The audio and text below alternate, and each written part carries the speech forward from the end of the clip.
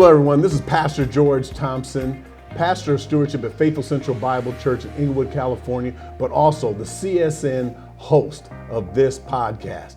Hey, today with me, I have Blair Graham of Summit Church in North Carolina. And we just finished doing a breakout session at the Christian Stewardship Network Conference, and we did it on stewardship volunteer recruitment. Glad to have you here today, Blair. It's great to be here, George. Thanks for having me.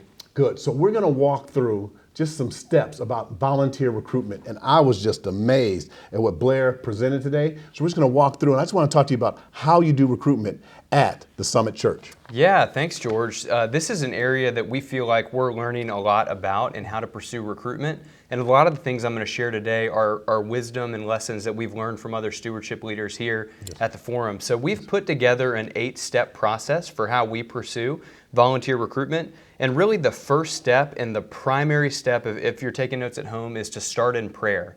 We've just found that if we are not asking God to bring volunteers and leaders, this is really not going to be an effective pursuit. Does that make sense? Yes. So that's been our first step, is prayer. Secondly, we found the importance of setting clear expectations on the roles to serve. So in other words, when a volunteer says, hey, I'm interested in being involved in the stewardship ministry, we have to clearly give them a spot to serve. And so that's been a really helpful thing, is to clearly identify the role. As an example, if you're hosting an FPU class, not everybody can serve right as the class coordinator. You need people that serve as table leaders. We even ask for people to do audio video. We've got people that do hospitality, prayer, administration, things like that. Right. That's good. It's very important. So the first thing we want to do is prayer. Is there any particular scriptures that you use, or anything that you pray about, or any areas that you focus on? Absolutely. So the Lord Jesus taught us to pray this in Matthew 9, 37 and 38. He said, the harvest is plentiful, but the laborers are few. Therefore, we should pray earnestly to the Lord of the harvest to send out laborers into the harvest. And so that's where we really want to anchor our prayer time. Right. So it's good. So first thing we do prayer. Second is to set clear expectations. And then third. Yeah. So third is that we really want to make sure we clearly identify the requirements to serve. The way we like to think about this is an importance of guarding the gate. Ultimately, when you have someone serving in the stewardship ministry, this is a very vulnerable position for the person in your church or in your community that comes forward for help. And so the way that we've thought through that is we've said, first of all, we require that they're a covenant member of the Summit Church. Right. For us, that's imperative because we believe that what we're doing in stewardship is not about just improving someone's financial situation, but leading them into a closer relationship with Jesus, that this is discipleship. Therefore, this person needs to be a follower of Christ. You can't disciple someone if you're not following Jesus, right? So there's accountability with that covenant membership. Secondly, we ask that our people are engaged in some type of small group discipleship community. Right. The reason for that, George, is that we really believe that when someone comes through a financial coaching ministry opportunity or FPU, that we're not going to be with them for 9 months to handhold and walk them through that with accountability, but we're going to help them, we're going to give them some wisdom, and then we're going to kind of give them a next step, and we want them to walk that out in the context of community. And so that's why we're going to engage them with a small group. So, right, but also you want the people who volunteer also to be part of a small group, because even if you refer them to a small group, they'll get the restaurant syndrome. In other words, you want them to refer them to something that they've done. And they love, right? Because I have an old rule. This has happened with my wife one time. We went to a restaurant one time. We asked a waitress, we said, what do you like to eat here? What's your favorite thing to eat here? She goes, I don't eat here.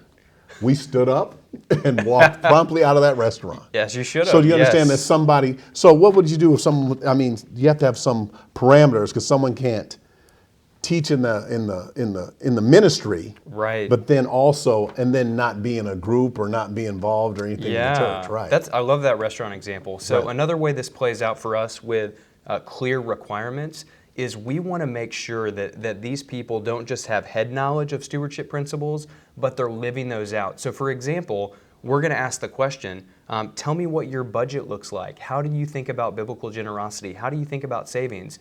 So for example, George, if my volunteer is coaching someone and they're encouraging someone to get on a budget, and the participant turns to them and they say, hey, George, I love this budgeting. How do you do it? What works for you?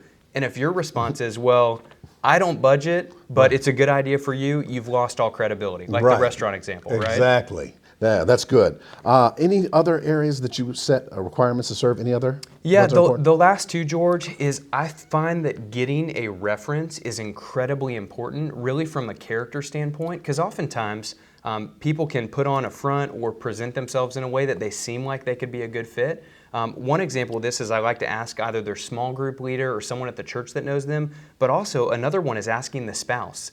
So if I were to ask Bill's spouse and I said, Mary, Bill is excited to serve in the stewardship ministry, serving as a coach, it seems like it'd be a good fit. Do you think that'd be good? If Mary starts laughing and saying, this is the worst role for him, that'd be a good thing to know on the front end, right? Right, before you get into those problems. Exactly. That's good. And then training, right? They got to go to training if they're going to serve in the ministry. So those are the requirements for kind of our third step. All right, that's very good. And then also, your fourth step, it looks like establish a process. Yes. So when we're trying to take someone through a volunteer process where they want to get engaged, we have to have a very clear pathway for them to enter into the ministry. And so for us, that really starts with an application. So we do that through our stewardship website. Then we want to make sure that the application, what they've actually indicated to us, aligns with the requirements, right? If they've said we're not a member and we're not giving or we don't live out these principles, then that's going to be a red flag or a caution. I need to proceed with caution when I go to that. After they've applied, after we've kind of checked that with reference, we then want to schedule a phone call because we want to engage them in a dialogue. We recognize that if they're going to be sitting in a discipleship position, we want to be sure pastorally that we vetted them, that we know them. And then at that point, we're checking references, we're getting them through training. And then this was the one that I've dropped before. I'm embarrassed to tell you this, George. But I've gotten someone through that whole process. They've gone through training, and then we've failed to notify them. No. True story. We failed to say, hey, Bill, you are now approved to be a financial coach. They were sitting on the sidelines, having been approved in our mind. We were like, they're good, and they never got engaged. And so we've dropped the ball on that. Don't make that mistake that we've done.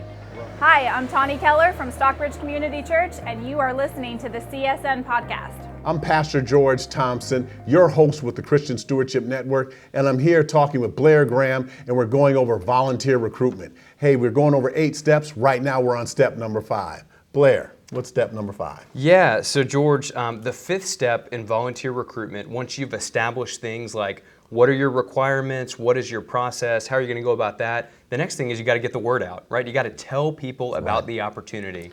And so this is going to probably look different in your context, but let me walk you through kind of how we get the word out. So first of all, I've developed something called the Stewardship Digest. It's a newsletter where we curate the best stewardship content we find on the web, things that we're putting together, opportunities to serve in the ministry. It's like a newsletter. So we're going to tell people about those opportunities through that.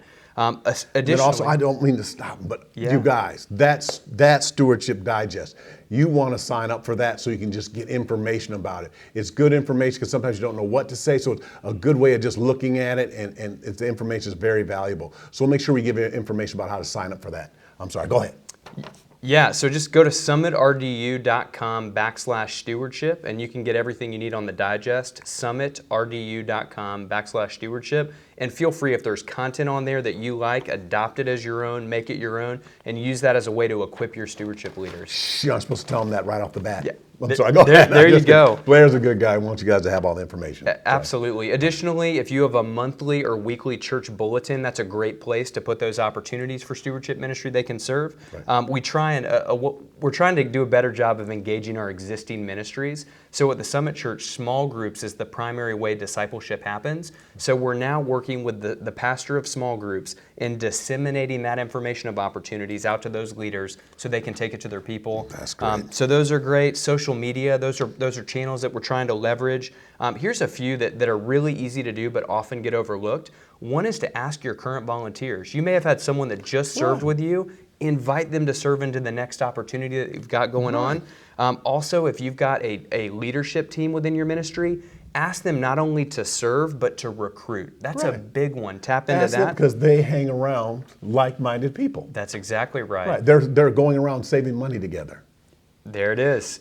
You also want to be sure you engage your pastoral staff. So you may be leading this at your ministry, at your church, but you want to go to your campus pastor, your lead pastor, and say, hey, pastor, this is coming up. This is an opportunity. If you know of someone that would really be able to bless and serve our church, please send them to me, and you'll help disciple them and guide them.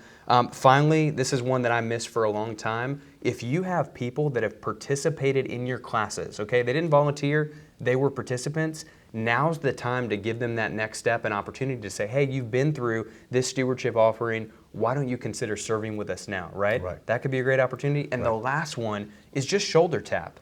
If you know people in your life that you see at church and you say, hey, Mike, you might be a great fit. Have you ever considered serving? When there's a personal ask, when Pastor George invites you to do that with him, people are excited about that. Right. Also, that's empowering because, like, when you tap someone on the shoulder and say, hey, could you serve in the stewardship ministry? My response to that is that, wow, you think I'm someone that could do that? Exactly. And then they can do that and teach others. Because you remember, one of the things you always want to do in your ministry is not have it where everyone that goes is in trouble. Like, I only go there when I'm in debt. I'm only go there when I'm in that. That, hey, that you want to do it and you want it'd be an honor to serve. And that we're building people up. That they might have been in a position that they were struggling with their finances. They may have went to the classes, and now they're doing better. You ask them to be a coach. Now they went from just being down to being up, and that's awesome. That's good. All Absolutely. Right. So that's our fifth step, is getting the word out.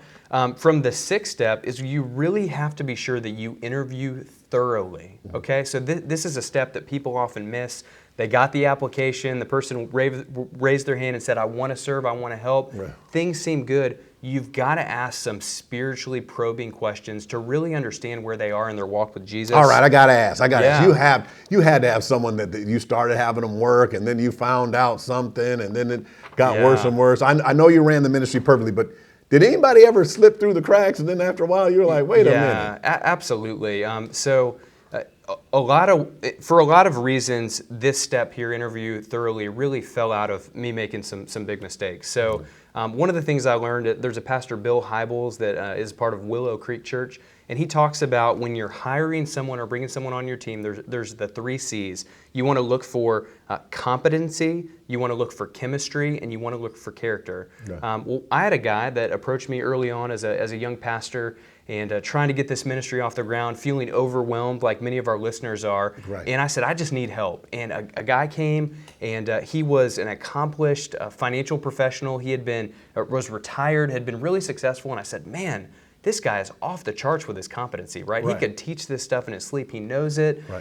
We had some chemistry questions. We were just from a different age, a different cultural background. And so I wanted to give the benefit of the doubt. Hey, it's probably, I just need to give the benefit of the doubt, work through this.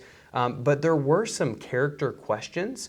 There were some yellow flags, candidly, with just his past and marital relationships and some things that had gone on just with authority that really started to come up as I get to know him. And at that point, I should have been aware of the character concerns, but instead I just kind of plowed through and figured we could work through that. And that ended up being a very poor choice on my part, because instead of having a clear process on the interview thoroughly step, I just kind of forced through that and said, we're going to make this thing work. And it was very messy to unwind that, to pull that person out of leadership. Right. So in other words, the moral of the story is watch out for the yellow flags. But actually, those seem like red flags. Yeah, those were straight stop signs. They were. And that comes from growing and learning. So no, I'm glad that you did that. So you can learn from those so that now we don't make those mistakes. That's great. Thank you for sharing that. Yeah. Good. Number 7. Yeah, so just before we leave the interview thoroughly, these are some questions that we ask that I hope are beneficial to you. We start with asking for a 2-minute testimony. So I really want to know this person's heart for Jesus and kind of their heart for why they're even engaged in this ministry, right? The second follow-up question is, why do you want to serve in the stewardship ministry? Is this because they're a financial professional looking to build a book of business or clients? Or were they transformed by maybe a class that they took with a summit or what God's been doing in their life? So I'm asking for them to share kind of the why behind the reason they want to serve. I'm then using that opportunity for discipleship to explain the requirements again, the why we have the requirements, and ask them personally if they conform to it. Probably the trickiest question that I've had to navigate on this interview journey is the question about their personal financial journey. So again, we're not looking just for head knowledge with stewardship wisdom, but actually are they living these things out? And so I'll typically ask the question, I'll say, hey, you've seen the requirement that we're desiring, that you know how to faithfully steward your money, and you're living this out and through how you give, how you budget, and how you save. Can you just walk me through what those things look like in your life? How do you think about that? And people are incredibly direct. And they say, hey, because you're asking, this is how we think about generosity, and this is what it looks like.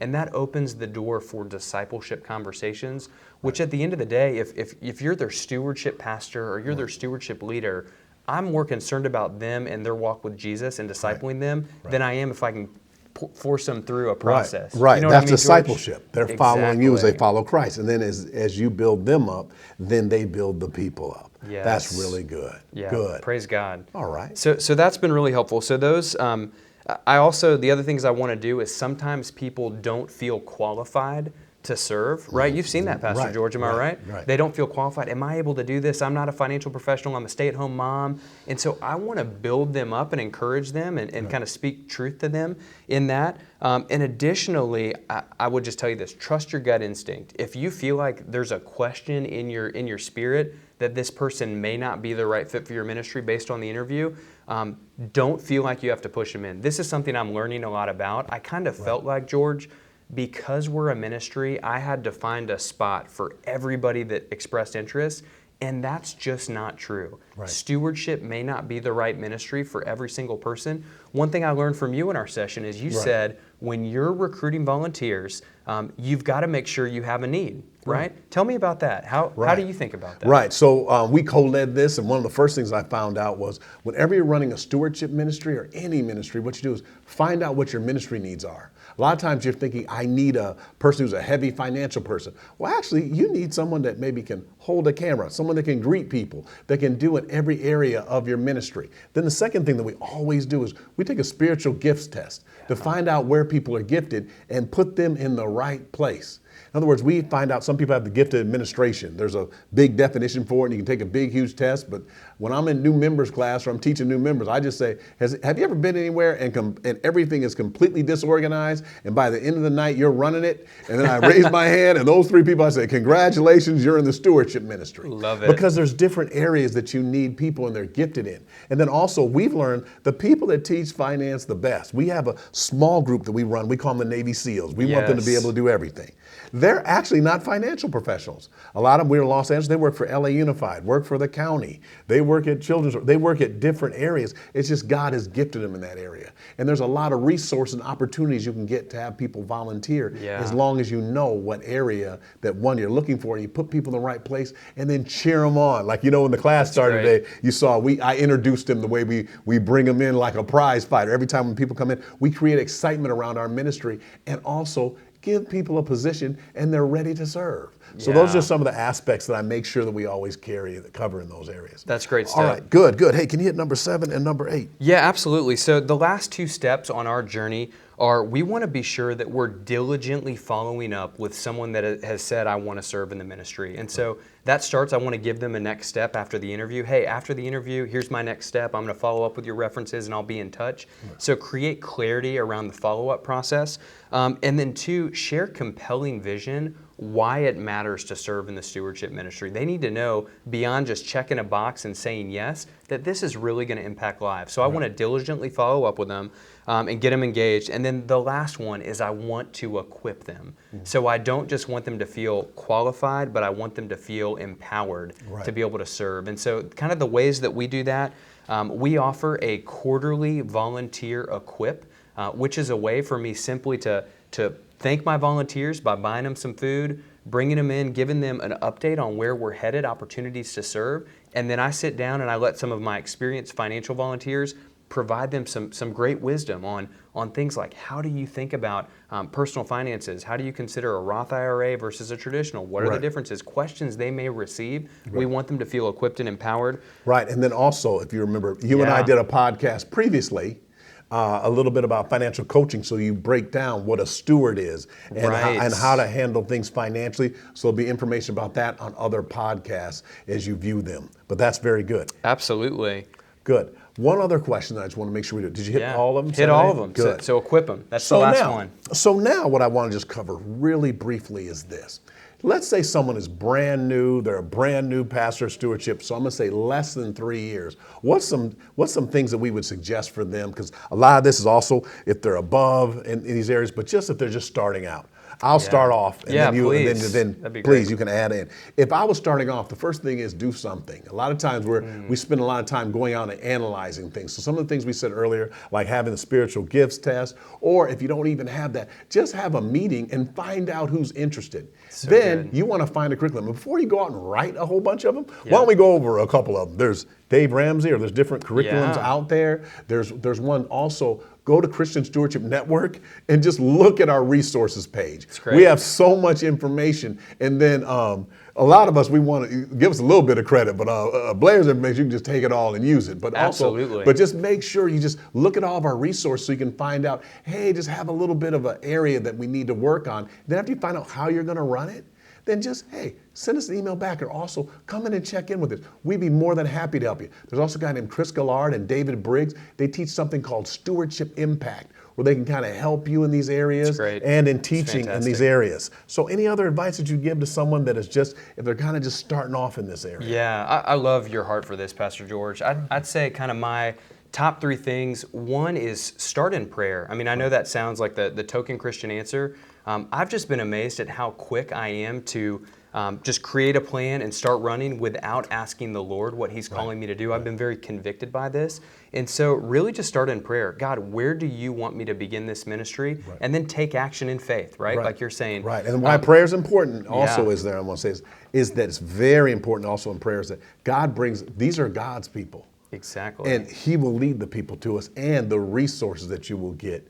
I can't even tell you what resource you'll have because God knows, but God owns everything. That's exactly right. The last 2 recommendations, if you're starting out and you're brand new, hold an interest meeting. So I did this early in the ministry. I said, hey, we're starting a stewardship and generosity ministry. Would love for people to come to learn more about this. And we got a pretty good turnout. I think we got 40 or 50 people that just said we're interested. That's good, right. Now, not all of those people stuck. Not all of them decided to get engaged. And not all of them made it through the clear expectations Yeah, and requirements to serve, I'm sure. That's exactly right. Yes. But it was a great way to generate excitement and interest and learn, hey, have you been involved in a stewardship ministry before? Maybe you're going to find that God is sending someone to your church that's already been involved as a leader. That's great. And then the final thing I would tell you to do is pick some curriculum that's really easy to get started with, right? Maybe it's something like Financial Peace University. Maybe it's something that Pastor George does at his church that he's willing to share with you, and start doing something and get a few key volunteers to help lead that. That will begin to give you kind of a basis and a momentum to start building a ministry. So hopefully that's an encouragement to you as a way to get started. Good. Blair, thank you so much for coming by today and also sharing all of this knowledge. I'm Pastor George Thompson with the Christian Stewardship Network. Thank you so much for tuning in. You can get more information about us by just going to christianstewardshipnetwork.com. If you see us on social media, like us, friend us, and subscribe. All right, I look forward to seeing you at our next meeting.